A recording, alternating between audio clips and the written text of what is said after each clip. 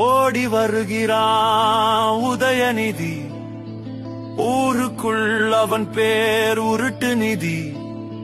தாத்தா தயவுல சினிமா, அம்மா தயவுல அமைச்சர், அப்பாட்ட புடுங்குனது துணை முதலமைச்சர். குடும்ப தயவால பிழைக்கும் வாரிசு, கொடுக்க மாட்டாரு கபடிக்கு பரிசு.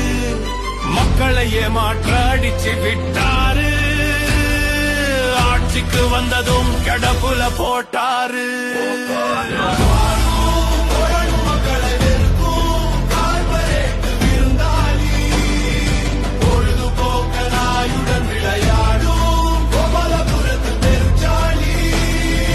ராஜேந்திர சோழனா உதயநிதி,